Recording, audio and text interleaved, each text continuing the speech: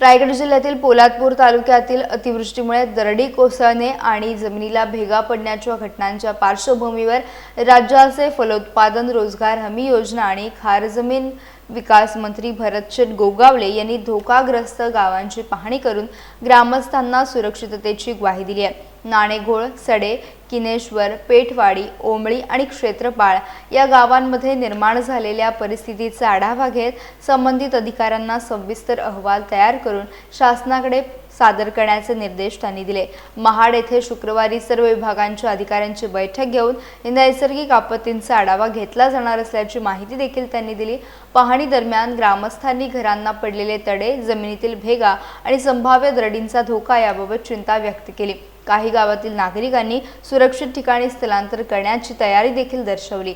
यावर मंत्री भरत गोगावले यांनी ग्रामस्थांचे जीवित व मालमत्तांचे संरक्षण हे शासनाचे प्राधान्य असून आवश्यकतेनुसार सुरक्षित ठिकाणी स्थलांतर आणि भविष्यात कायमस्वरूपी पुनर्वसनासाठी शासनाच्या माध्यमातून प्रयत्न करण्यात येतील अशी ग्वाही दिली। तसेच महाड आणि पोलादपूर तालुक्यात पावसापूर्वी करण्यात आलेल्या नदीपात्रातील गाळ उपशामुळे यंदा मोठ्या महापुराची परिस्थिती उद्भवली नसल्याबद्दल त्यांनी समाधान व्यक्त केलं। आजच आम्ही पाहणी दौरा ठेवलेला आहे। तहसीलदार आहेत, सभापती आहेत, इतर काही आमचे कार्यकर्ते पदाधिकारी आहेत। आज नेमके आम्ही सडे, त्यानंतर नाणेघोळ, त्यानंतर किनेश्वर, पेठवाडी आणि आत्ता आम्ही क्षेत्रपाळला चाललो। आम्ही पाहिली प्रत्यक्ष वस्तुस्थिती की जे जमिनीला चिरे पडलेले आहेत, त्याच्यामध्ये प्रचंड प्रमाणात पाणी शिरून त्या खाली सरकलेल्या आहेत। घरांना आतमध्ये अंगणामध्ये अशा चिरा गेलेल्या आहेत, तडे गेलेले आहेत।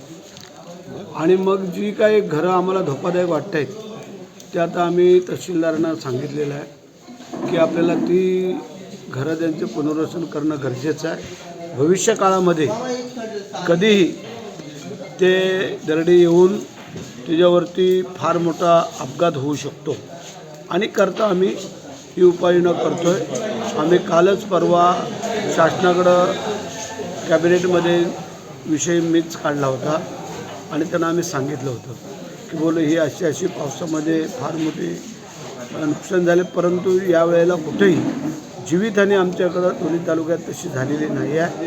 कारण 2021मध्ये आपण पाहिलं जवळजवळ 97 लोक महाड आणि पोलादपूरमध्ये दरडीखाली गेली होती। यावेळेला नद्यांचा गाळ काढल्यामुळे आम्हाला पूरबीर का अशी परिस्थिती निर्माण झाली नाही आणि जी काय आता दरड्या आलेल्या आहेत पण त्या आम्हाला सावधानतेचा इशारा म्हणून आमचं पुनर्वसन त्यांना करून देणं गरजेचं आहे। आणि त्याप्रमाणे उद्या आम्ही महाडला सगळे अधिकारी आणि आमचे लोकप्रतिनिधी त्यांची मीटिंग लावलेली आहे आणि त्याच्यामध्ये काही निर्णय आम्ही करतो।